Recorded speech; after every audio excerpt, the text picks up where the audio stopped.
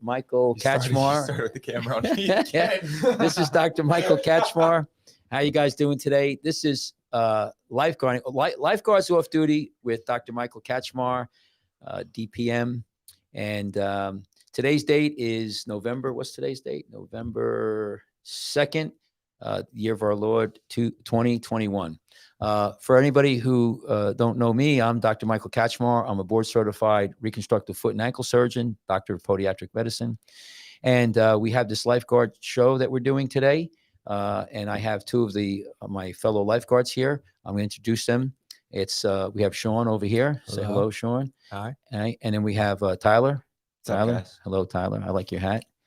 It's O'Neill. So anyway, this is a lifeguard news channel. We talk about a lot of different things.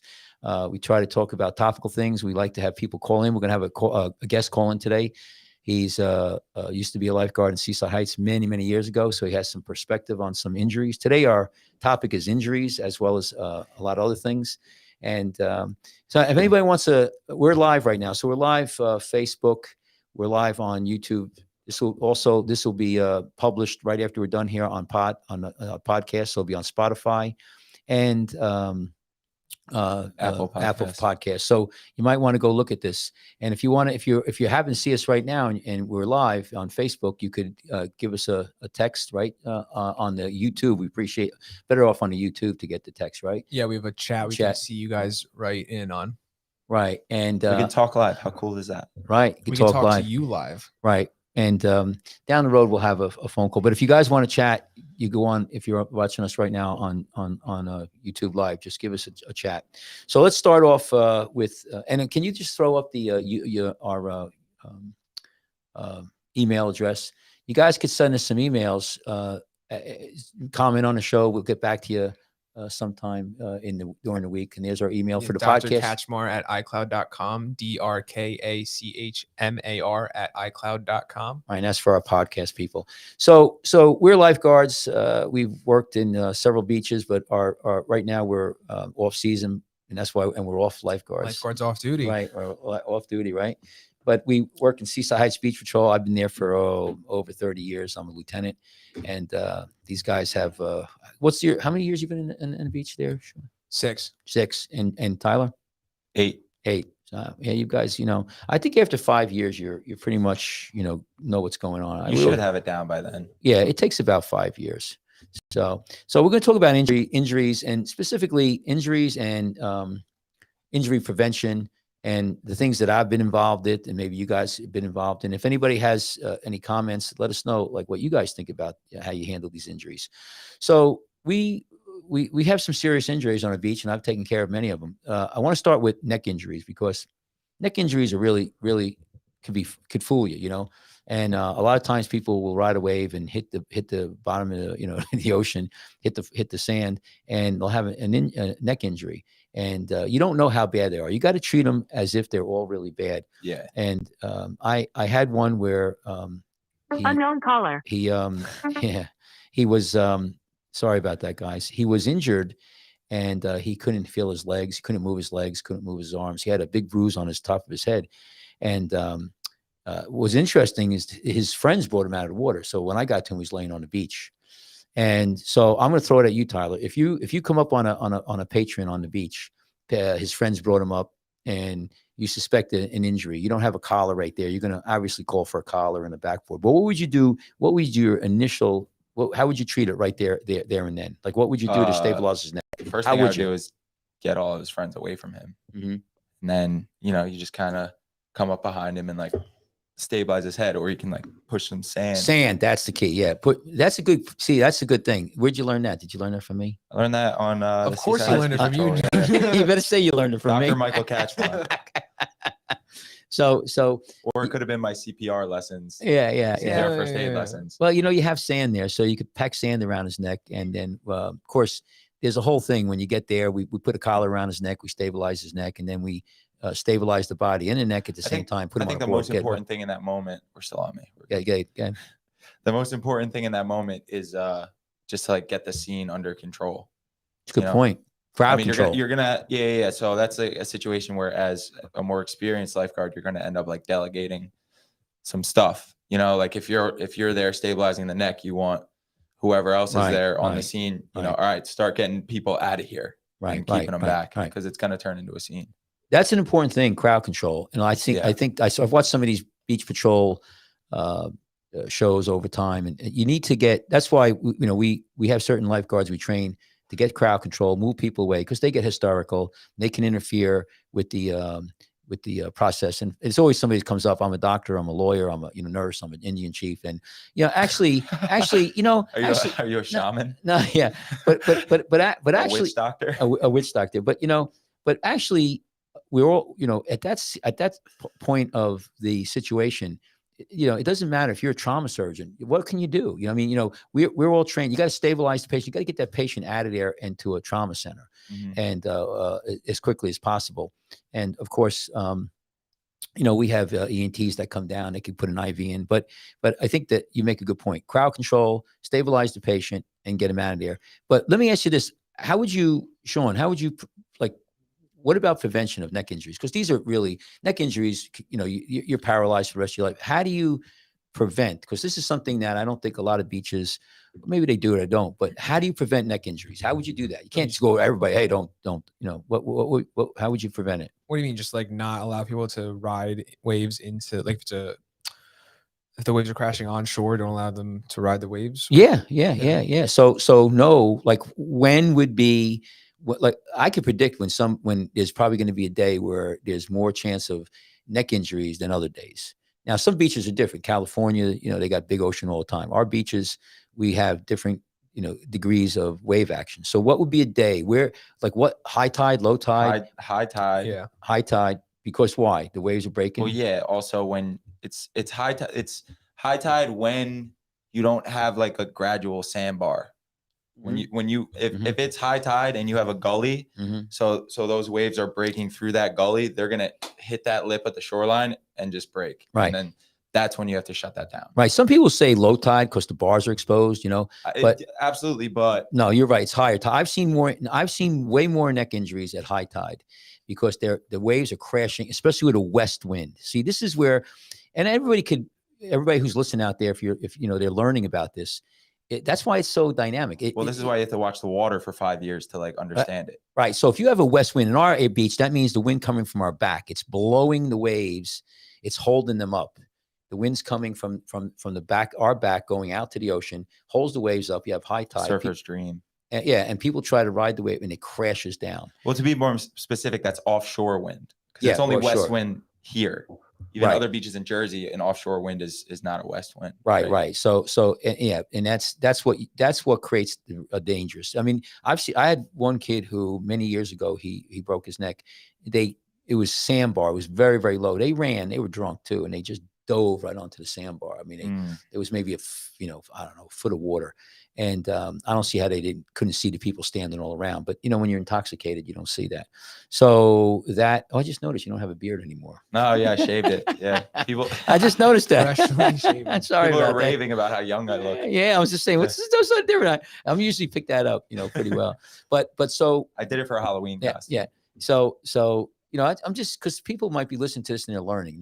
They could be new lifeguards or just a year or two on the beach. What was your Halloween costume, Tyler? I was Squints and Wendy Peppercorn from the Sandlot. You ever see the Sandlot catch? So you were not the lifeguard? I was not the lifeguard. No, I don't do that.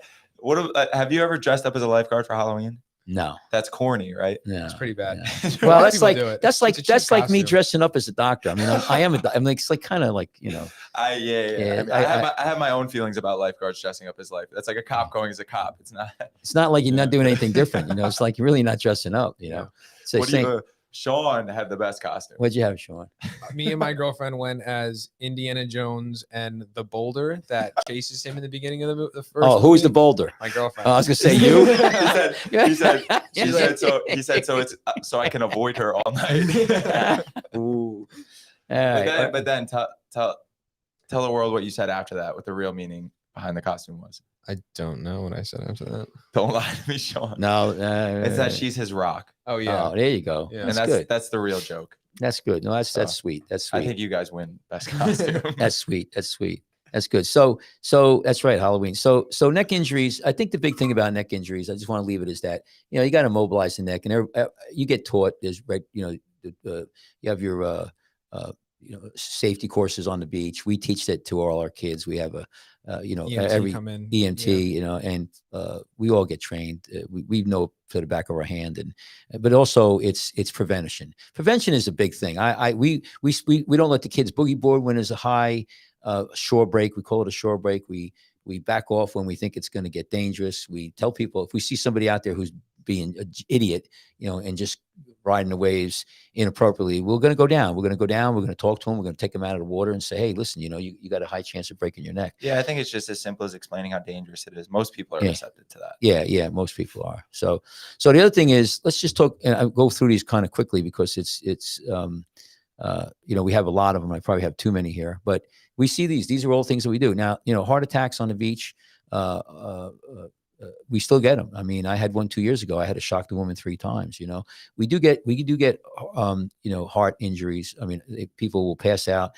And first thing you got to go down, like you said, is you check the scene, you make sure everybody's cleared away. You try to get a history and physical, or history, I should say, from the people who are with that person. And then you got to check for vitals. And you got to do this all quick. And we check the neck. You could check the femoral. You don't waste too much time, and see if they're breathing. If not, you start CPR. In doubt, you start it. I mean, is that pretty much where you're at, Tyler? Yeah, I mean, that's what you got to do. Right. Just control the situation the best you can, the best that you're trained to do, and eventually the paramedics will get there. Yeah, and then you pass it on. Right. We have 4 AEDs. We have 2 at each headquarters. We have obviously backboards. We have 2 at each headquarters. So we get down there with the AED real quick. We have ability to people off the beach. The real challenge, and thank God I haven't had one, is somebody have a heart attack in the water. That's a tough one. And I know other lifeguards have. We had a guard that was saving someone who had a pacemaker in a year or 2 ago. I forget exactly. And it went. And it shocked him while he was saving the guy. He just flew backwards. Yeah, they just distant, completely separated from the victim. Wow. Huge situation. Yeah, these are the things you have. I mean, you're going to have that, and you have to think about these. Everyone injuries. was okay, by the way. Yeah. Right. The other one that I see a lot of, and we can mention briefly, is the heat stroke. And again, I want to put a component of prevention. So when we know it's going to be like the next 3-4 days is going to be 90 degrees, right? Well, we're preparing for it ourselves. Right. We're in roll call. Make sure you have your umbrella up. Wear a ton of sunscreen. Right. Drink water all day. Right. Go jump in the water if you get hot. Have a towel on your stand that you can go wet and wrap around your neck. Right. So yeah, so what we do for the people is when we see we're aware of it, so we have a bunch of ice packs, those ones that you just hit and they get cold. And so when you get somebody with heat exhaustion, what would you do? Let's start you, Sean. How do you handle heat exhaustion patients? Just get him in the shade, give him ice, give him water. How do you know it's heat exhaustion as opposed to, I don't know, say they're hypoglycemic or something, maybe a seizure? I don't even know what hypoglycemic means. They're just passing out. Their blood sugar is low, very, very low. Yeah. Aren't they? They're cold when they're hot, right? Or when they're that's heat stroke. Heat stroke. Yeah. So what's after heat exhaustion? You go into heat stroke. Well, you get to somebody who's heat stroke. They're not sweating anymore. They're getting clammy. They're past it. Heat exhaustion. They're profusely sweating. They're flushed. Correct. Right. Yeah. Right. They're getting thirsty. Yeah. Dizzy. All those symptoms. Dizzy. Yeah. Once you stop sweating, that's when it's bad. Right. That's when it's really bad. See, what happens is you could even be admitted to the hospital at that point, and you could still die 2-3 days later because the heat is, your internal heat is so high, it toasts, it basically cooks your kidney and your liver. You ever take an egg, like take an egg that's protein basically, you throw it in a pan and it gets hard. Yeah. That's what happens with your liver and your kidneys. And when that happens, you just, even though they cool you down, the damage is done. You go into you go into organ failure and you die. You always see it in August when they all start going back to football camps, like Missouri and out there where it's stifling hot and they're running these, freshman kids. Wasn't there a story a couple of years ago, like a coach locked a kid in like a shed or something and he ended up dying? Yeah, that's I don't remember that, but it probably could have happened. So, but that's something, Imagine. right? But you have to be really aware of that. If it's, you're going to get a forecast for 90s for the next 3-4 days, and and so you need to make sure that if you do get called down, you deal with that. Most of those people, a lot of times, what happens is they drink all night, so they're drinking booze all night, so they're getting they're hungover, but they're dehydrated. They're not, they're dry, and then they also. Oh, Gene's calling up. You want to grab this? We'll get this. Hang on a second. Yeah. We'll take Gene. See how it is. Hey, Gene. Hang on. How you doing? Let me get you on here. Hang on one second. There you go. Can you hear us, Gene? Yeah. Hey. Loud and clear. There you are, Gene. Hey, can you hear me? Yeah, we could hear you loud and clear. You sound great. So great. Oh, good. Yeah. Good afternoon, Doc. How you been? Everything good? Good. We were just going through some injury stuff we were talking about. We wanted to just do a little educational for the first 20 minutes of our show. So anyway, I'll introduce you and then you introduce yourself. So this is Gene Lachenko, who worked on our beach patrol. He worked on the North End. North Squad. So Gene, can you see us, Gene? Are you looking at us? Or what? North of the I'm wall. just calling in, Mike. Okay, so we have Sean, and we have Tyler. So Gene, just tell what years you work and what and then we could go from there. So just introduce yourself. Okay. Yeah. Good afternoon, guys. Yeah. So I was back working in the day in 79 to 81, 82 time frame. So I spent like 3 years on the beach patrol. 3 wonderful years. Had a great time. Yeah, nice experience. Some great people I work with. Still maintain those friendships today. Yeah, of course, it was a different time back then than it is today, but it was a good time. So we talked a little bit last night, but you knew we were talking about injuries. Can you tell us? So I think you had a great story I'd like to hear. There's 2 stories I want you to hear. One's medical. Well, both are kind of medical, but injury, and one's more lifestyle. And because these guys have no idea, so tell us about the CPR. Tell us about the CPR thing that you had, because I think it's comical. And this is a true story. It was sort of comical. It was I remember it was just setting up the stand in the morning. Nobody on the beach. Don't remember if it was a weekday, weekend, but it was pretty quiet. It was a big group of guys that came on the beach, and I was at Herring Avenue at that time. And there's probably about like 25, 50 guys there on the border there, bikers. And so they weren't bothering anybody. They were setting up over there. And so we set up. I was sitting with Corey at the time. That's Corey Diorio. That's another lifeguard. Yeah. So I see one guy kind of running towards us, in a panic mode, He gets over and like, what could possibly be going on at this point? 9 o'clock in the morning. In the water. Yeah, nobody's even in the water. But he was pretty much out of breath coming running down. So what's going on? He says, you got to come running down. You got to run down here real quick. We got somebody down over there. So we run over there, and we see a guy down, and his buddy's doing CPR on him. Doing chest compressions. Oh boy. And we asked, oh boy. So we were kind of worried what was going on here. Yeah, I don't think those days there was no AEDs either. Oh, nothing. No, we ran down there with the can, Yeah, I got my loose can. Yeah, we're going to save the day with the loose can. There was no such thing as an AED. Lifeguard rescue. Here we go. No. Yeah. Yeah, go ahead. Yeah, no cell phones, nothing. We had to do smoke signal. That is some stuff like we don't think about. Yeah, no, we don't have to. We're just we got the radio. We got. No, there's nothing. There's no radio. We had telephones on the poles. Wow. So yeah, we had hardwired telephones. But anyway, so we get down there and we asked the guys. He seems like he's breathing. So don't be doing chest compressions when he's breathing. He needs to be okay. So the guy kind of looks at us, blurry eyed, and goes, okay, all right. So then we, of course, called an ambulance. An ambulance came down, and he was having some type of seizure. And he seemed like he was going to be okay, but it was a very panicked situation among his guys. And And that was Well, that that's was pretty interesting morning. yeah. You make a good point because we were talking about that when there's an incident on the beach, you gotta do crowd control. All his friends, they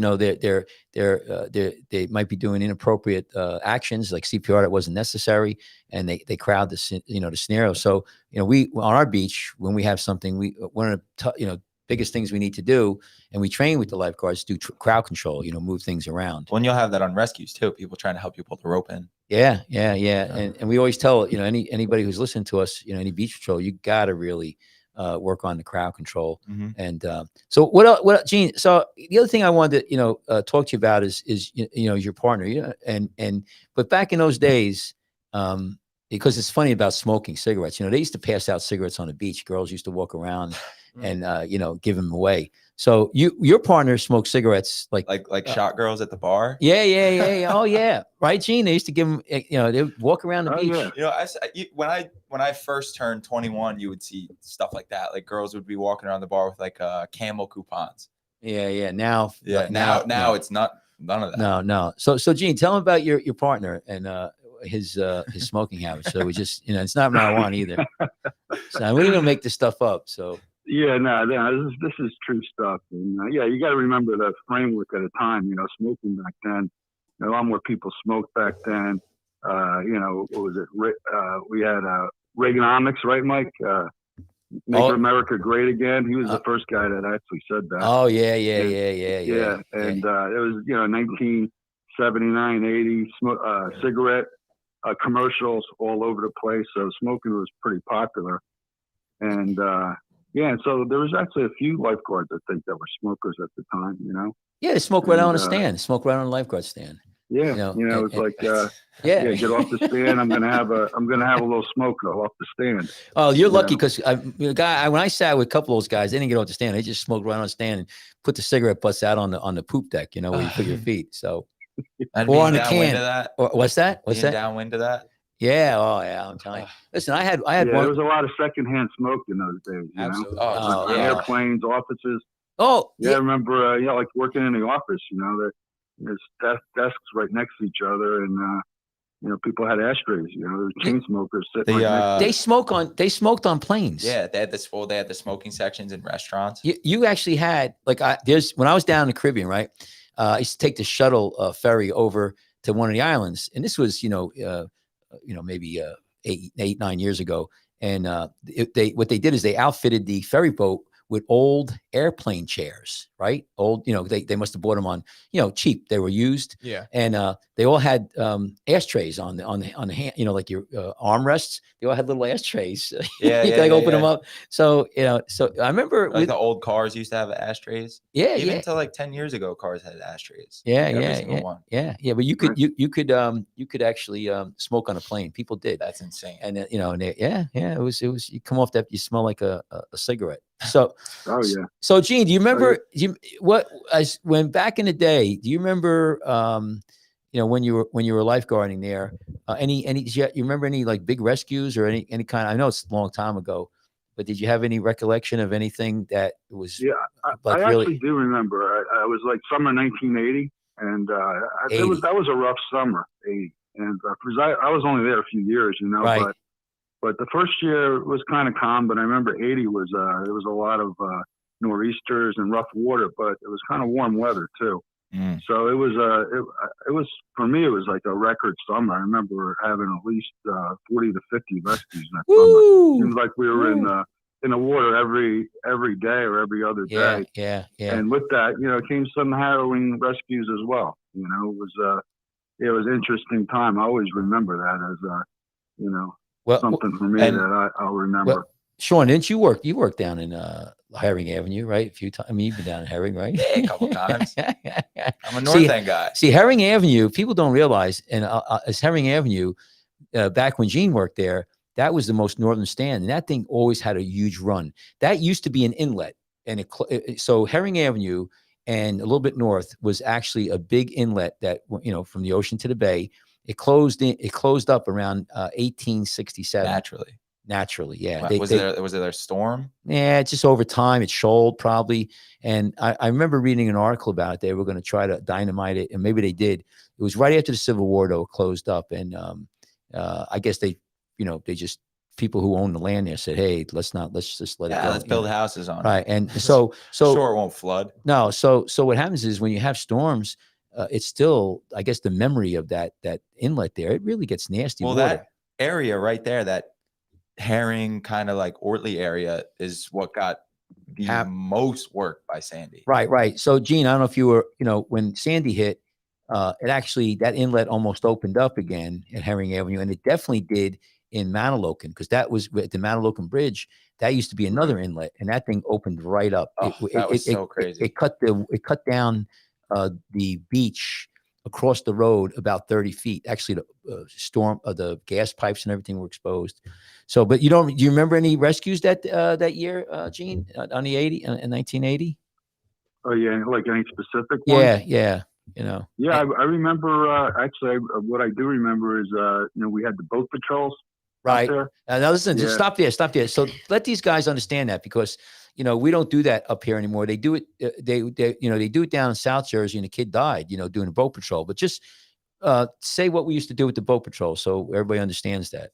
So when the water was kind of rough, but it was a nice day, so there's a lot of people in the water.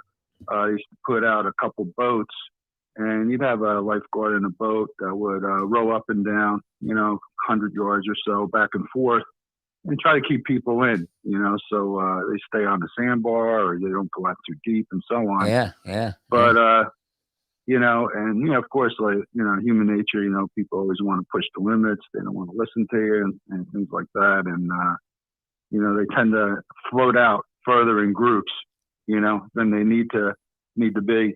And I remember one particular time when I was out there, and I had a group of folks, a family out there, and they floated out, and had to throw the can out there with the rope, and we had to throw and rings. all of a sudden, the panic sets in. They see the can coming at them, and maybe they're swimming at the time, and they see that, all of a sudden now they think they're drowning. So they start yelling for help, and it just becomes like a panic situation. Now everybody's drowning, at the same time. So we get the whole beach out there. Yeah. Lifeguards. Yeah, I did a couple boat rescues. I know that for sure. After all the rescues were done, they were still floating out there. That's how we do it on our beach back in those days. And we take the boat out, and we put the victim in the boat, and then row the boat back in with them. And we pulled them in the boats. And brought them back in. Yeah, and it's not easy to bring in some big people in a boat, right? Yeah, right. That's a whole lot. We used to train. We've never had to do that. So we brought boats in with I brought a boat in with two other lifeguards in it, but I've never had to deal with someone freaking out as I'm trying to get this boat in without flipping it and hurting someone. No. So Gene, where do you bring the people in the boat? This is always it. Let's see if you remember. The bow or the stern?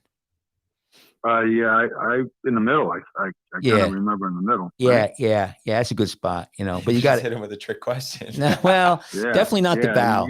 You're testing my memory. Definitely not the bow. But it's hard, because our boats, the Van Dynes we have, they're very tippy. If you're not right in the middle, they'll tip over. They're super light now. Right, and it's really hard to bring somebody over to stern, because it's really high, and especially if they're a big person. So what you do is you tip the boat over and bring them in the middle, and then put them in between the seats. And then some of the people, I've had rescues where we had more than one person. So I'd have one, one sitting on the floor in the stern, and one in the bow. So it's pretty interesting. Yeah. And it's tough to row in with somebody who's all over the place. But we used to do that, and now it's changed. Yeah, now you have the power. You get the skis now, right? Yeah. We have the skis, and I tell you, we've been being a lot more. In our beach, we've been a lot more proactive. Yeah. We don't really let people swim a lot. And right, Sean, I always yell at Sean. I think that we've rolled it back a little bit, Gene. I think back in those days, we let people swim a lot more and let them go further out. Some beaches still do that around, different parts of the world, different parts of the country. And we had that on our show. You know, you have to titrate it. It's like hard to know how much to let them go. Depends on your clientele. But I think generally speaking, we have a lot more, you know, I don't know how many people, you know, drunk or drinking or doing drugs. So, I mean, I think we could, you know, depending on the day and the clientele, we try to shift it. But the boats used to be a really big thing, especially when we had all those rafts. Remember, we have these rafts that they used to rent out, rubber rafts. Remember them, Gene? Oh yeah, they used to blow out with the west wind. Right. So you blow way out there, and you have to go out there and get them with the boat. Right. So you just go, you know, and of course, the guys who ran the beach, they owned the concession that rented them out. They were more concerned about, I think, for their rafts than the people. So you take the but boat. Those are now not allowed on our beach. No. Right. No. You know, it was great, Sean. You know, it was great. It'd be like, you know, it's a hot day and it's a west wind, people getting blown out. It's really, you know, you're not say you're bored, but you know, and it'd be great to get it, you know, go out and get you look forward to that. You know, you get down, you launch the boat, people rotate down, you know, you swim out there, you know, say a guy or a girl, you throw the raft on, you put them in the boat, you come in, you ride a wave in with it, right, Gene? You know, we cleared it, and if you could catch a wave, and you know, people were clapping on the beach. It's pretty awesome. Oh yeah, that was exciting. Yeah, you know, fun times. Right. And I tell you what, I would say back in those days too, everybody was really good at the boat. Everybody trained, and you know, it's a shame we got away from it. I think the jet ski, when we had the big rescues, we've used the jet ski very successfully. It's an amazing piece of equipment. You get out there and people in real quick. So, you know. Yeah, I think in recent years the boat has just become more of just a challenge to learn, to like train. You know, I don't think anyone. I mean, Atlantic City makes rescues with their boats still, right? Yeah, but it's way more rare. You got to invest. You have to invest in the boats, and I mean, you know, time, physical, you know, stuff like that, and you know, so I mean, it's boats are important, and other beaches use them. I don't think we should give up with the boats. But any other things, Gene? What else did you know? Have you could remember any other like injuries, or just that one? Nothing that you could add to. Yeah, nothing that really stands out, and it's just kind of a fading memory at this point. A lot of those rescues, they kind of blend. Yeah, kind of kind of grade together. Right. One thing I want to say though is, you know, you make lifelong friends. So Gene and I, you know, you're younger than I am, so you know we weren't in the same grade in school. Did you go to Central Regional? I forget. Yeah. So, but I don't think we knew each other as much. But when we lifeguarded together, right? We became friends more. And then when we would come back from college, each one of us, when we were in college, we'd come back and, you know, we would go out to like the Bamboo Bar, which they just knocked down, by the way, and they're gonna build condos. Remember, that was the only place that was open in the winter. So remember, we used to sit there and when you talk about your studies, I talk about my studies. You know, we're looking at the future, and but you know, we've been friends ever since. So you know, make lifelong friends. Yeah, it's great. So Gene, how did you get into lifeguarding? Because I know like a lot of the close friends I have, you know, we're all kind of like misfits, and we all have our own like unique story about how really like we fell into it. A lot of us didn't even like seek it out. So like, what's your story in terms of that? Well, I can tell you. I was in college at the time with the Rutgers, and I think I was actually working in a gas station at the time. I think I didn't even really know too much about lifeguarding. Sitting on the beach just sounded way better than pumping gas. And I was exactly. And I'd see I think it would I'd see Mike and a couple other guys. You know, they were commuting from Bayville to Seaside. You know, in their lifeguard uniforms, and they come in there. I think I'd fill them up with some gas. You know. Oh, is that how? That's crazy. Oh, wow. Yeah. And, you know, of course I knew all of them from, you know, one thing or another, and from Central and neighborhoods and stuff like that. And got talked into coming over and taking the test. And that's how I got into it myself. Wow. Actually. And how long did it take you to get hooked? For me, it was like the second I climbed up on the stand. Yeah, I think I would agree with that. Yeah. It was just, it was a new fun way of life to spend the summer. You know, didn't feel like a job, even though at that time we worked 7 days a week. So Yeah, it was, those guys still. it was a different. Yeah. Were those still the days of like no lunch break? Or had Yeah, that I think already? we had like 20 minutes, including walking time. Enough time to walk from Herring to the headquarters and back. Yeah. Isn't that funny? Yeah. So Gene, we used to call Gene the weed hopper. We all had different names, right? We called Gene the weed. Gene was tall and skinny, and he kind of remember who's the movie Carradine? It was the kung fu guy. You know, you Bruce guys, Lee. these guys don't even have Bruce any Lee. idea what we're Yeah, talking yeah, about, it's Gene. No, Kareem? Chuck Norris. Mike, Kareem? you're dating yourself. No. Mike. It was- Kareem Abdul-Jabbar was in a Bruce Lee movie. No. It seemed to be way before that. There was his David Carradine was his name, and Never heard of actually, I think he died in a Bangkok somewhere with some, but he was he had a move. They had a wait. They're gonna love this. So listen. So no, in Bangkok with yeah. So David Carradine. Look up David Carradine. We're gonna look it up right now. So it's kung fu. Is this the dude from Kill Bill? Oh, that's the guy from Kill Bill. Yeah. But he Oh did. yeah, he was like a kung fu guy. So Gene, I don't know. Gene was tall and skinny, and we all had nicknames. So Gene was the weed hopper, and because it was the what was your nickname? they used to call me Sam Elliott. Remember when Lifeguard came out?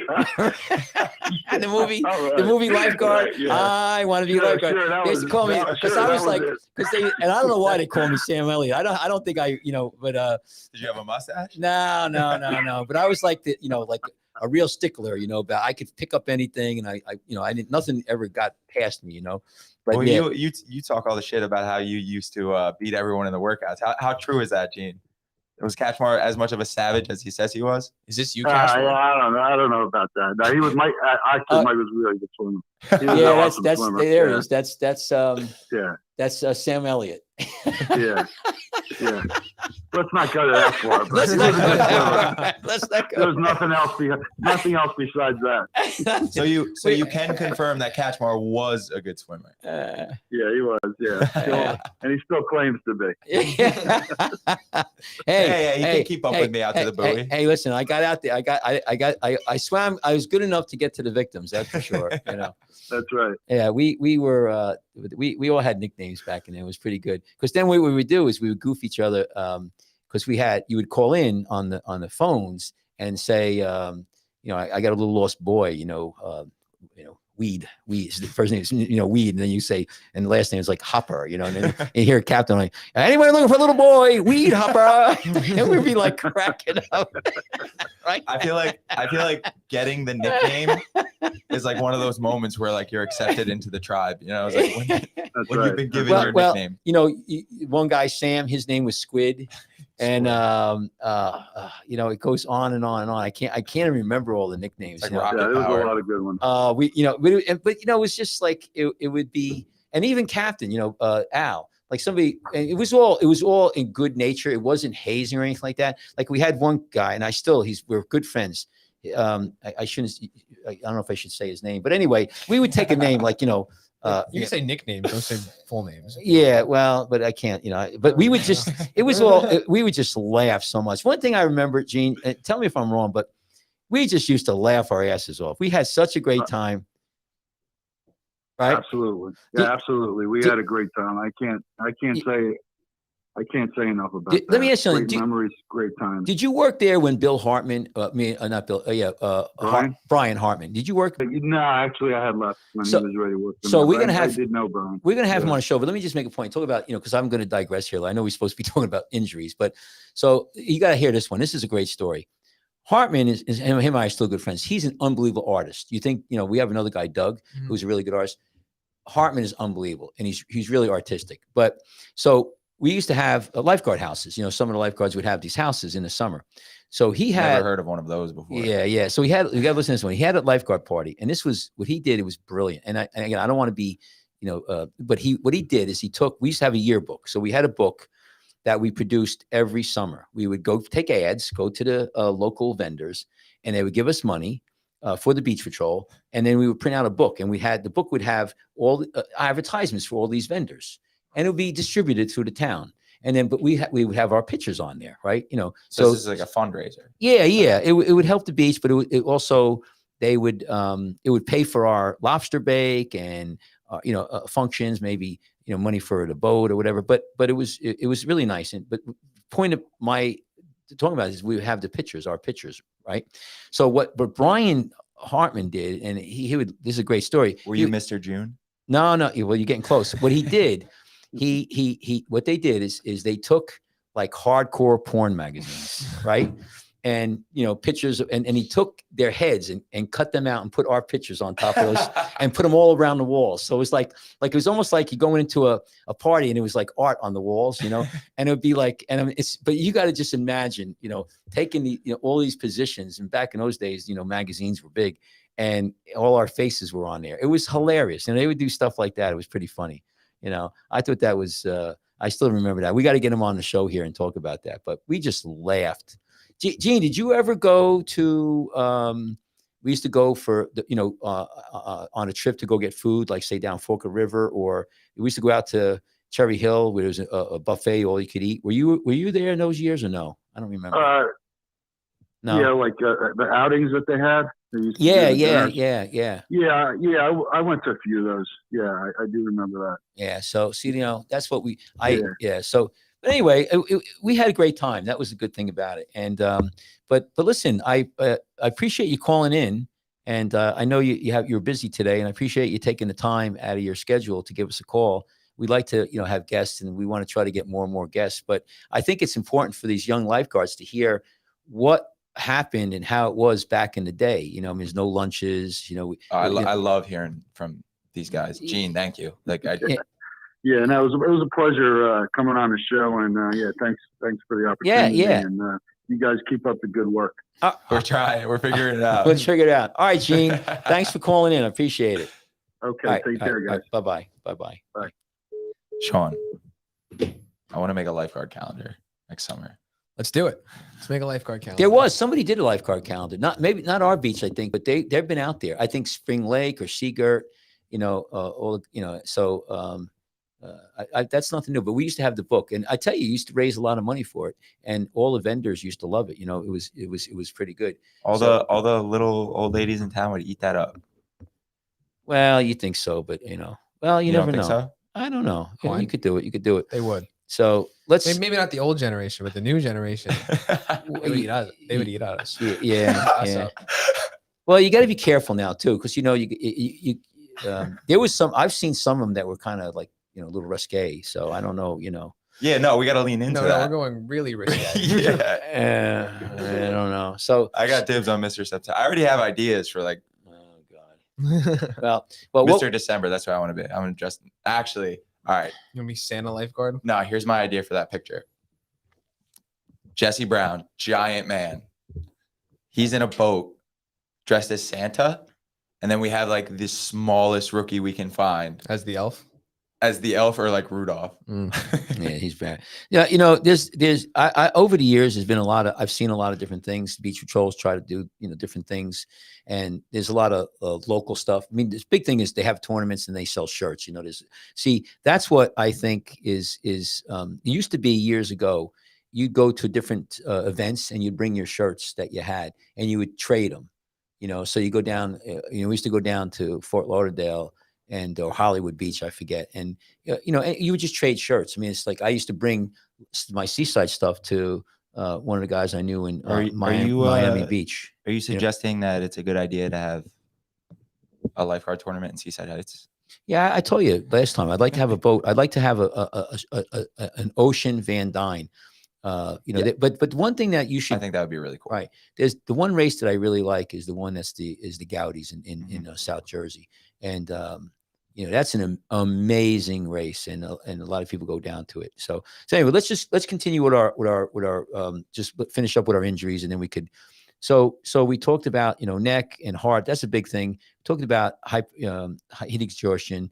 And, the other thing I wanted to talk about is, you know, really, you guys talk about a sunburn, because a lot of people, I think that when I hear about the beach and people talk about prevention and everything, I mean, we all had sunburn. You know what the best way to avoid sunburn is?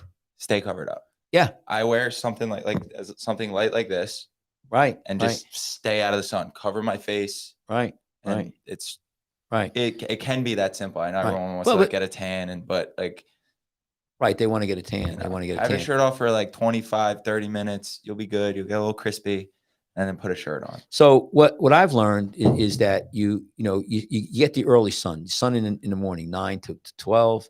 Stay out of the sun in the hot afternoon where the sun's really directly over you, and then you try to, in the afternoon if you want to go to sun. But you make a good point. I'll be up there like hood on, sweatpants on, like this. It'll be like it'll be like 90 degrees out. People, aren't you like hot up there? Now, I'm like, nah, staying out of the sun. Now, if you get an umbrella and you're higher up and the wind's coming, especially when in the afternoon starts coming off the ocean, it cools you down. But one of the things for that's us, but for the people out there who get sunburn, what do you tell them when they come up and they say, "Oh, my kid's got really bad sunburn. We've been here for 3-4 days, and he's toasted." What would you recommend, Sean? Get out of the sun. Yeah, yeah. What about you? Go away. What do you think, Tyler? What would you do? Go away. Don't say that. Leave me. Leave me alone. I'm busy. I'm busy watching the water. So you're playing fast and loose over there. Yeah. So what would I mean? Yeah, like so be more responsible in that situation. Like, Yeah, stop abusing your kid.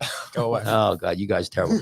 So what you could do is you could put ice. You Sunscreen. could You tell need sunscreen. ice. No, once they get the they're sunburn, already burned. yeah, you can put Okay. ice on All it. right, let's believe it get or back not. on track. So you could put ice. You could give them ice pack. Aloe. Yeah, aloe. But Like once you're ice. out of the sun. They used to say, my day, they used to say put butter on it. I'm not kidding around. That's fake news. Yeah, they used to say butter. I don't believe that. But I don't believe that. I bet you go back and I can tell you right now, butter They and put butter and sit out there with aluminum. no. After you got the sunburn, for sunburn, butter. Why? Explain to me like the logic. I don't care if it's Oil. science, I guess it's supposed to hydrate the skin. Oil. If you don't have butter, fat on your skin. It's yeah. Totally. You're gonna Hey, put listen, some cream listen, on it. Listen, Sean. Back in the day, they used to put leeches on people or drain blood out of you. Oh yeah. But the other thing, Pocahontas shit. yeah, stuff. but we don't. You got to be careful about aspirin, but really an anti-inflammatory, because what happens is you get a burn. Your skin is burned. There's first degree, second degree. It's very hard to get a third degree burn, but you could get a second degree. That's where it blisters up. Aspirin could help you, make you feel better because it's an anti-inflammatory. Yeah, I I had when I had staff in the summer when we played in a soccer league. I was on antibiotics and got sunburn, and my nails got burned for the first time this year. Right, you were because the antibiotic you were on made you sun sensitive. What was the antibiotic? Do you remember? Dioxycycline. Yeah, that's like classic sun sensitivity. They didn't tell you that though. Oh no, she told me, and I was like, you didn't. she said I could be at work for 2 days. I was like, okay, it's not gonna happen. Right. So your nails got. So my nails were leaking, or like if I squeeze a little bit or squeeze anything too hard a little bit, it just a little. Yeah. Leaking. Dicloxacillin, or is it doxycycline? I forget which one. Yeah, that will make you super sun sensitive. Oh yeah. And there are other medications, and you got to be careful. I tell you which one. Listen to this, Tyler. You'd love this one. Certain limes, not the ones you usually buy in a store, but ones that are like kind of grown in somebody's backyard somewhere. You put limes in your drink, say you're having Corona, that lime could make you sun sensitive. Really? Yeah. I always have limes little like bit of in my citrus water in you, bottle. No, just specific limes. It's not the ones that you get commercially, Okay. but the ones that like are off shelf. Say, you're down in the Caribbean, Like they got key limes? I don't know which limes, but I can tell you right now, there is No, but is it ingesting or is it applying it? No, ingesting it. Wow. Ingesting it. It makes you sun sensitive. You're trusting my, but I can tell you that there are foods that make you sun sensitive too. So Are there foods that can make you less sun sensitive? I can hear. Yeah. I don't know. It's a good one. So anyway. So I'm just trying to see jellyfish. What do you recommend for jellyfish, guys? Peeing on it. I don't think that actually works, but who you're gonna pee on somebody's leg? No, So- I'm gonna recommend. Do you remember the little boy who thought he had a? I see. Listen, if Casper, I come down, Pee on my leg. listen, if I come down, I see you peeing on some family's legs or something. You're fired. You're fired. You're fired. done. You are fired right off the bat. I can tell you right Do you now. remember the boy? This might have been 2 years ago or something. That came up to me saying that he had a crab attached to his. Oh, his this is a great story. Yeah, you remember this guy? Oh, Yeah, tell him this. Tell him what happened. Tell him what happened. I This is wasn't a true there We were story. both there. This Yeah, type tell of him, stuff does not Sean, happen tell him on the about north this. end. We got to talk about this So injury. This is perfect. This mom and kid come up to me, and she says, she goes to me, the son's complaining that a crab is clamped onto his little guy, his little, His genitals. yeah, you know, Now, how old was the kid? I remember this case, but we asked old about, enough, about 10 years Yeah. old, 11. Right? So old so- enough to, you know, we'll so- see. so I come down, right? So now I radioed to Kachmar because I'm not going in there. So- Kachmar's the doctor on the. I'm on- going you in. know. So the mom is like losing her mind. We got to get an ambulance. He's got to go to the hospital. He's got a crab on his privates, and I'm, it's going on and How on am and I on. gonna have grandchildren? Right. She Are was. Are we not saying the word penis? Well, I don't know if it was so we penis don't, or so we don't scrotum. unintentionally no, We're not misgender. so- gonna- this. we're not gonna- yeah, we're not going to so- assume this little child's so- gender. So anyway, so I go down, and the kid's standing there, he's crying. He's like, his legs are spread. He's like, he won't move. He's got shorts on, right? So I mean, I'm usually prepared for anything, Yeah, but this is the first time I've had that. I'm like sitting there, and she's hysterical, hysterical. Kachmar comes down with gloves on and wraps, or has the mom wrap a towel no, around so- him so and her. it's- Okay. Yeah. So what I do, Set up a perimeter. I set up a perimeter. We move everybody around. I try to give Yeah, the him. perimeter was underneath my stand though, so if I look down, I'm looking directly into the action around the, So- the netted So we Eyes got on we the got area. eyes Yeah, on the eyes water. on the water. and we have a crowd of people with their phones, their video, this whole thing, right? So what I do is Kids crying, wailing. we put a towel around. I'm pulling down his shorts, right? His mom's right there. I said, I'm going to pull his shorts down and check. So we're pulling it down, and I'm going really slow. So I don't want to, hurt the kid. And everybody, and like there's like 50 people behind us. I'm exaggerating now, but it was everybody's There were people waiting, watching. waiting to see the crab like hooked onto his penis. So I'm pulling down real slow, and all of a sudden they go down, they fall down, and there's nothing there. It was just a bunch of sand. Yeah. His balls and his penis are sticking there. And there was nothing there, and Oh my and God. I said to the mom, and I said, Mom, take a look. And I actually had the gloves, and she's moving his, can you do me a favor and tell her, yeah, can you? What do you want? So anyway, tell her, or we could hear. So that was an unbelievable story. Yeah. I mean, and I remember the ridiculous. whole family, nothing, but I remember, we were all worried about that, how you could, what was it going to do if it was like clamped onto his Oh penis? yeah, no, if it was an actual I mean, crab attached to this poor kid's penis. I mean, it was pretty good. So, but I had to think there. I could have just said, hey, go, go in an ambulance and, take him to the hospital. That would have been a waste, and Yeah. and the mom was there and she okayed it. And, we checked his, his thigh and everything around. So I think what happened was he got sand in there. Maybe he did have a crab in there. Who knows? And it crawled out. Scared. I think he just got scared. That was a great, great story. Yeah. I forget all about that. I can't believe that, thanks. So we had some technical difficulties. We Yeah, had noise complaint. taken noise care of. complaint. Yeah. So that's why I figured I'd do these injuries and we could add to them. Wait, did I miss anything good? No, what happened was Just nothing. sand. There was Just nothing. It was just No sand. crab. But I really try to give you the whole thing. People panic like that. Like Yeah. I had one time this lady comes up to me like fully clothed, like freaking out and like covered in water. Like I almost just died. Blah blah blah blah blah. Like, and I'm like, yo, I just watched you this whole time, like go into the water, freak out for like 2 seconds, and climb out. And she's like telling me like I almost let her drown. Like Yeah. if you Yeah. have enough breath in your lungs to like scream Yeah. at me and tell me Yeah. I made this Yeah. horrible mistake, then like maybe you were okay. Well, there's a thing called perception and reality. Perception is here, reality is here. The reality was she was fine. I remember once I had a guy who was standing about waist deep and he starts yelling for help. And I remember I was sitting with this guy named Mike McNeil, and the guy's yelling and yelling and yelling and yelling. And we're like, what the hell's wrong with you? And eventually the phone rings because the captain's watching us and they're like, you got, what's going on? Like whatever, they see something. We went down and there was nothing wrong. I don't know. The guy was just, I don't know. Maybe he stepped on something. Yeah. It gets crazy, but that's pretty wild. So anyway, I should have saved my umbrella story for today. yeah, with the let me just before with the jellyfish, let me just make a point. It's not urine. What works real well is vinegar. Yeah. I heard if you vinegar. put butter on it. Yeah. Butter on it. I hear butter. It works really well. Yo, What kind of butter? You said whipped Margarine? cream before? What kind Yeah. of butter? And I butter. started getting images of how we could work that into the lifeguard No, calendar. no. The other thing is too that we see a lot of is not seizures anymore. We used to see a lot of them years ago. I haven't seen really that much seizures. People used to. I think now that the medications are out there for epilepsy and you know but we used to have a lot of seizures on the beach, and seizures are really scary because people, you know, they when they have a seizure, they're arching their back, they're tight, and it looks really scary. And really not much you could do for them other than make sure they don't hurt themselves. You don't stick your hand in their mouth or anything like that. Now, do you want to put them in like what is that, rescue position? Yeah, like on their you could side? try, you know, but you got to be careful they don't get sand in their mouth. You know, a lot of times you just leave them alone and, you know, maybe put something underneath their head, get an umbrella to keep them out of sun. They usually come around, but I haven't seen that, you know, really. But the other thing I see though every once in a while is allergic reactions. Actually, some people are allergic to the water. They'll go in the water and from the cold, even though, you know, the water's, I mean, it's colder than the air, they'll get hives.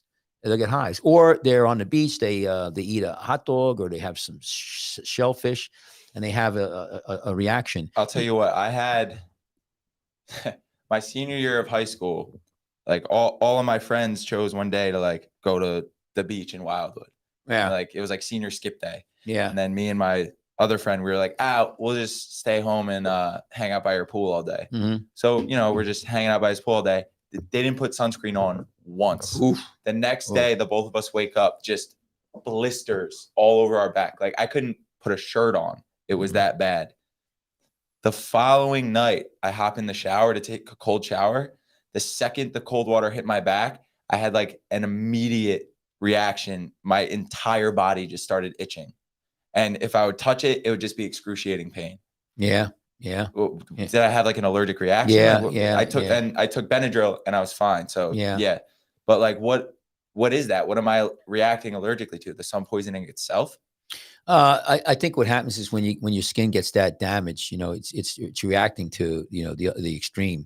You know, a lot of times, like it was disgusting. Like, do you ever have it where I guess another way, I mean, it gets sensitive too, but like you ever, like when we rowed a boat, you ever row like in the beginning of the season and you get like a chafe in your butt area, you know, and then you take a shower and it burns. So, you know, you ever have that? I don't know if you ever guys row that much, you know. We used to row so much, we would, in the beginning, you get like, because we would slide a little bit on the sea. Yeah. And you get like a sea's kind of rough. Yeah. And then you would get like sort of like an abrasion and like in the small of your back, and then you would take a shower and the water would burn, man. Oh, burn. Yeah. One of the guys on the beach, one of the games he loves to play is he'll find a random patron and send them to your stand and have them ask how your rash is doing. Oh, that's terrible. They shouldn't do that. Yeah. So that's bad. But let me just talk about on that note. Let's talk about one serious thing, and then you guys could goof around a little bit. And you know, we see this every once in a while, and it's a real serious thing. But I want to bring it up because if anybody's trying to take some information out of this discussion, is secondary drowning. And unfortunately, I've seen it more than once. And what will happen is somebody will, when somebody's drowning, we talk about drowning, there's a definition for drowning, but we're talking about people who are struggling in the water. They're really not drowning. That's an important distinction to make. Yeah. They're not drowning. What they're doing is they're either going backwards, they're struggling, they're a little panicked. And that's when you talk about rescuing. So a lot of, they're getting sucked out. Yeah. Half the people that we rescue, they're not going down. They're not, drowning. They're in trouble, and maybe they know it. Maybe they don't know it. If you've let it get to that point, you're not doing your job. Yeah. Well, I wouldn't say that because in many cases, you got to be careful. You say that because I would, you got somebody who goes out there, they're stoned out of their mind, they're drunk, they go right down. What I've watched people do, and this is something, you guys haven't seen that much because we had the beach replenishment, but they'll go out on the back of the bar and they'll go up and down. And the wave comes, they float up. The wave goes back, they come down.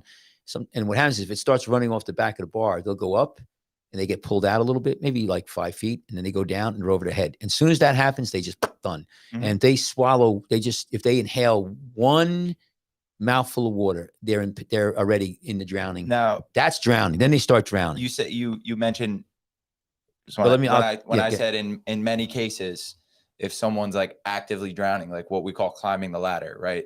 actually like going Right. down. Right. If that person is high or drunk, is that not also like our responsibility to pick up on before it gets to that point? If you can, though, it's hard. I mean, I can tell you what, I've seen people on the beach who, I wasn't sure they're drunk or not. We talk to them on the beach. It's hard to know sometimes if somebody's sometimes it's easy, sometimes it's hard, but not when there's thousands of people in the water. It's an impossibility. That's what you do though, is you try to have, rules where no booze is on the beach. If you see people drinking, you tell them not to, but you could tell by one thing you can do is you could tell a lot of times by their activity, their what we call body English. They're being jerky. They're doing, a bunch of guys, throwing each other, getting on the shoulders. What do they call that? Chicken fight? I've never heard it called body English before. Yeah. So body English, actually body language. Well, but Right. I would call it's body language. We're talking about the same term. Okay. We used to call it body. So it's your I don't know where that term came from, but it's talking about their attitude, their there's another word I want to use. It's not attire, but it's just their their position, how they're moving in the water. You could usually tell. I mean, you could see people who are struggling. I mean, I give you a good example of what I'm talking about. So I come and sit on a stand for lunches, and the lifeguard was a new guy, maybe a couple of years, not really learning. And I look around, I put my binoculars, I see something out near, the end of the bar. And intuitively, I see something's wrong. And what I saw is a guy walking, he's with his hands are on the shoulders of a girl. She's facing, she's not facing him. She's facing the other way, and he's holding on to her shoulders, and they're kind of walking that way. Right. And I'm like, that looks weird. I mean, I'm like, what? And so I don't know what they were doing, So I sent him out, and I said, go get those people and let's talk to them. They finally came up to the lifeguard stand, and I'm not making this up. This is a true story. He comes up, and basically he's blind. He got shot. He lived up in North Jersey. He got shot, and the gunshot rendered him blind. And he was a young kid, and that's his girlfriend or sister, I don't know. And so he would go out. He was there out in the end of the bar where the run is, and he's blind, and he's holding on to her, and she's walking him around. What do you think about that? What do you think I would do when at least he didn't go in the water by himself? Yeah, well, it's, but let me make a point about the distinction about drowning and in trouble. So when you start to drown, there's two things that could happen when you start to breathe in water. You could what a lot of times happens is a thing called the laryngospasm. You have a thing in your throat that basically when the water hits it, it closes down. That's it. It just closes. And no air gets in, but no water gets in. So it's a reflux. It's like a gag reflux. Or the other thing is water starts going into your lung. You actually breathe in the water. Now, that's the process of drowning. Okay. And if you remember, if you were there when we pulled that one guy out who was a heroin addict, he was foaming. When they're foaming out of their mouth, a lot of times that means that they, already breathed in the water. Yeah. And that kid was drowning. I mean, he was underneath the water and inhaling, water. And so what happens when that happens, you get them out of the water, and let's just say they come around, they start coughing and breathing. They're still not out of the woods. There's a thing called secondary drowning. I just wanted to throw that out at you guys. Secondary drowning is where, because of the ocean water, it has to do with osmosis and proteins. But what will happen is you'll have a shift of the water in your bloodstream go into the lungs. Of course, the salt water is there, and it's trying to, if you remember from high school, college, if you have a membrane and you have like, salt water here and fresh water here, the fresh water will try to go over to the salt water and dilute it out. Anyway, that's what happens. And so you get a shift of fluid, and it's called secondary drowning. So these people need to be taken to the hospital. A lot of times they if they're having, they intubate them, they could develop secondary pneumonia. It goes on and on and on. But I just want to point out though, those two things, when we say people are drowning, we use that term, I think, a little bit too lightly, You got what we're going to say. Well, I'm going like a tiny bit off topic here, but I think the potential seriousness of some of the topics we've hit on today kind of play into it. I was having a discussion with a 5-year lifeguard this week, and we were kind of talking about like the importance of like seeing one of those critical situations. And like, there's a point where as a lifeguard, like there's who you are as a guard before you see that, and then who you are as a guard after you see one of those life and death situations. And like, you know, hopefully what you do is like you respond and say, you know, like part of that was out of my control and I'm gonna keep work. And this was in that they spoke about this in the 100 Years on the Beach documentary as well. Just like the response to like, oh my God, like, okay, this person was in a lot of trouble. And like, now I know how serious it can get. And that, I think that scares away some guards. I've seen it scare away guards. Yeah. Well, you know, you want to say something, Sean? No, I agree. Yeah. Well, you know, human beings learn by watching Mhm. to a large degree. I train residents over the years. You know, both hospitals I work at where I do surgery. You know, new residents will come in there. These are new doctors, and you know, you're not going to just start operating on a patient. You know, they watch. You watch. The one thing about human beings is you watch and then you can mimic, and so and you really get that implanted in your brain. So when there's an event on the beach, you know, you that imprints into your brain, and it also, you're absolutely right, it changes you forever and ever and ever. Yeah. You know, when you do, you know, I'm very sure.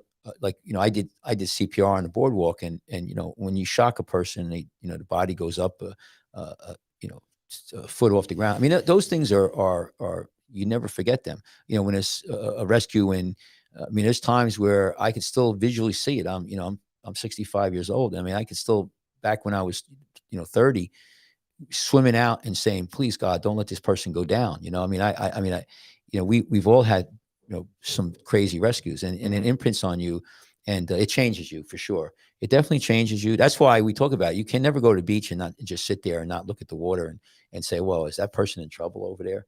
I give you, there's not one, I mean, can you do that now? You know, You know, Tyler? Nah. Yeah. I mean, you got to face inland and just Yeah, have right. your headphones on. Right. no, you're definitely right, Kachmar. So- Especially about like For sure. like the seriousness of rescues and like, you know. Yeah, is that how- what, but that's what you well- were talking about. Well, right? yeah. But like also how like, because like I'm thinking about what I like back to what I said before about you know, if someone's like actually drowning, you might not have done your job. But Nah, you can't. and I've say said this that. on the show before, like there's so many variables. There's so many variables Right, that right. like Somebody has a heart attack, you know. Yeah. I mean, like, they're out there, they're 50 years old, they're in good shape and everything. They have a heart Mhm. attack. I mean, so, you know, and they start drowning. I mean, you know, you might get them, they might be dead. I mean, the time you get them, you know, they didn't really, you know, what killed them, you know, the heart And- attack and seizure, you know. and that's the thing that like one day a lot of lifeguards are going to have to face. And like once you face that, like how you react, then like do you continue like being a lifeguard, or do you like back off and say like, whoa, yeah. this type of responsibility is not for me? Yeah. Well, thank God with lifeguards. If I was just looking at the usla.org, it said with lifeguards on duty, it's 1 in 18 million. 1 in 18 million. So lifeguard, you know, so in the ocean, that's what USLA says. So that's pretty high, you know, statistics. So if you think about it, but here's the thing, how, you know, I was thinking about this. So I say tens of thousands, how many people we have on our beach, you know, and we'll have to drill down on it. But let's just say, you know, on a busy day, you know, we have 10,000 people, okay, on the beach. Now, so how many people do we have every year on our beach? And I was trying to look at the statistics, you know, 300,000, 400,000. Let's just say that in the summertime, we have 500,000 people over the aggregate, 100, 500. So I think we hit that easily. yeah, but I'm just saying, just for argument's sake. So we say 500,000 people. So that means every 2 years is 1 million. Every 2 years is 1 million. So if you look at the USLA statistics, 1 in 18 million. So how long will it take us to matriculate 18 million? 2 times 18, right? So right? Yeah, 30 some odd years, right? 30. So I'm not a math guy. 36. Yeah. okay. So my point is though, so, you know, are we due, you know, like, so how many, you know, and if you look at these beach patrols, you know, how many times do you have a drowning? So, I mean, if you predict, say, if you get 1 million people a year, Yeah, this is 18 years, you should theoretically have a drowning. Yeah, that's a little bit. You're washing it a little because we don't have. Depending on the water and the Pacific Ocean, deep ocean. I'm talking about lifeguards on duty now. Yeah, but that's not for every. Like, Whoa, that's not whoa, a net. whoa! We're lifeguards off duty. Yeah, that's not a net thing though. Each beach isn't the same. So, Oh, like, yeah, if there's a reef on a beach, that definitely kills people more than a beach without a reef. Or like people getting tossed into jetties and like Yeah. cracking their skull. But USLA, you know, I don't know if they take all that into consideration, but that's the, you know, It's statistics the are. net thing, but That's you know what I'm that's a saying? Each sweeping beach- number. each beach isn't created equal. So I think what I'm saying is that what your point was that, you know, hopefully, you know, we don't need to see that. We most of the drownings that I've seen are off beach or unguarded beaches, you know, And or I'm after not- hours. That's usually what happens. I'm not even talking about drownings necessarily. Like I'm just talking about really like hairy situations, like close calls, like Well, bad injuries, you know, Yeah, or yeah. or just yeah. I've seen it happen with you know lifeguards, like where the water was big and then they just decided like, nah, I can't. And you know what, like respect to that, because if you are willing to like admit that you can't handle that, I'd rather have you do that than like figure it out in the middle of a rescue. Well, but you know? but if Or you when I'm drowning out there, or when Sean's drowning out there. well, you know, I got you. yeah, Save lifeguard. both of you guys. Yeah, well, lifeguards, you know, you got to be careful about lifeguards drowning, no doubt about it. But just think about that statistics, and we could end the show soon. We're over an hour. It 1 in 18 million. That's what I think I read at USLA. That means we do our jobs very well. I mean that's pretty good. And Sean makes a good point. You know, it depends on maybe higher one in place than the other, but I think that's a great statistics. We do a great job. And but here's the thing. I don't remember the statistic, but what is the drowning on unguarded beaches?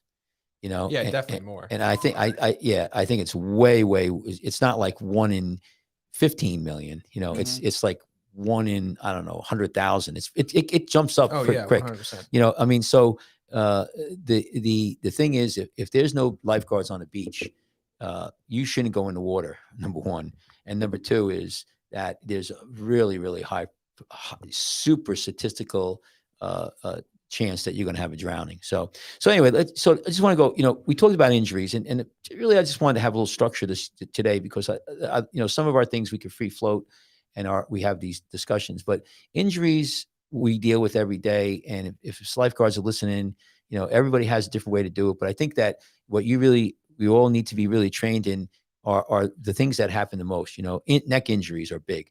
Cardiac issues are big. Sunburn issues, heat exhaustion, you know, jellyfish, and you know, splinters and cuts and broken arms. You know, all of those things we deal with. And people think we just sit there and, you know, put suntan lotion on and Put the zinc on our nose and zinc on. But we need to be able to not only run down the beach in slow motion. Yeah, and have a little sweat on it. We have to be prepared, and you have to be prepared out there who's listening to us to deal with these things. And that's why you know, when I talk to the lifeguards, I say, listen, think about it. Think what's going to happen. Now, again, I would never in a million years, Sean, say, hey, Sean, just, you know, here's the situation. If a kid comes up with his mother and he's got a crab attached to his penis. Yeah. But now you know how to handle that. Yeah. I'm just going to call you. They call me. I mean, I forgot about that one. But see, Sean and I, we have a relationship. And Sean always gets, it's so unfortunate that, but a lot of times I'll go down to Sean and he's got, you know, like these weird things. I forgot about that one. That was a good one. You know, and that's why I like to have these guests call in, because there's so many stories that I can't remember. And then they refresh my, you know, my memory. Like Gene, you know, talking about the, you know, the bikers on the beach. And, you know, that's the thing too. We have characters on our beach. We have so many different people on our beach that come down that are, you know, because we're a city beach. So you'll have, you know, one group over here, and it's amazing how everybody gets along. You know, because you don't have too many fights people on the beach with other people. I mean, one I had, I don't know, were you working with? They had the flag up there. They had a towel. It was a Colombian towel. You don't remember that one? No. Yeah. So there was these people, they were arguing back and forth, but very rare do we have, you know, people on the beach. So we had the one guy, when if he one guy beating his son. Yeah. I was there for that. Were you that for that one? Yeah, that was pretty wild. What we were clean. Just I think talk about it real quick. Yeah, I think it was something about he found out his son was stealing like legitimate money from him, not on the beach, like just taking money out of his account or something, and just started wailing on him, and we had to break up that fight. Yeah, I was actually down there. We were closing up the one, one end of the beach. Yeah, you were getting the equipment ready to go. We were leaving 10 minutes from leaving, whatever it was. And the father came down. I remember he just started punching. I didn't know it was the father. Ruthless. Yeah, he just started. I mean, this guy just came over and just started. I mean, Joe Frazier, just boom, boom, boom, and it was really bad. And we broke it up. And then what happened was, I don't know if you remember, but somebody fell onto a tent that had a baby, and they're like, "You killed my baby," and it started to almost like ripple where it could have been like 20 people fighting. One guy pushes into the other, but I think Brown was down there, and we stopped it real quick. I don't remember. Sergeant Jesse is always good for breaking up a fight. Yeah, he's a big guy. What's he like? He's 6'5", 250, I think. Yeah, and he's all muscle. Yeah, so we have that, but I mean, but my point is that we don't have a lot of that kind of stuff on the beach. So we're lucky. But again, we wanted to talk about injuries today. You got to be prepared. The more training you get, the better off you are. I think the moral of the story today is be prepared for the things that are real common, but also you have to be able to think out of the box when you get the unknown or it totally just blows your mind. And we'll think about more of these stories where we get crazy stuff. But that might be a topic for down the road. We could ask some of our colleagues and think about the craziest things that have come up on the stand, injury wise. And those are things that'll just come up organically. Yeah. So Sean, you want to say anything? Anything before we sign off here? No, it's all I got. All right. What about you? Like, follow, subscribe. Oh yeah. LG.association. So on Instagram. Pop that up there real quick. Throw that up there. Because we're going to sign off soon. That's our Instagram page. Say it so for the podcast people. LG.association. ASSOCITAITAION. It's a big word. LG.ASSOCIATION. Yeah. Right. Instagram. Right. And then for us, if you want to catch us, you could come to our email address. Once you throw that up there, and so our email address is Dr. Kachmar. So that's DrKachmar @icloud.com. And send us an email. Let us know if you want to call in on the show. Let us know if you like the show on YouTube. Subscribe. You could hit the bell and follow us. You'll get a notice when we're on, or your YouTube if you're on Facebook. We're on Twitch and Twitter. So and follow us on the podcast. You could listen to us. I think some weeks we're better than others, but I think we're pretty good. We're on Spotify and Apple Podcast.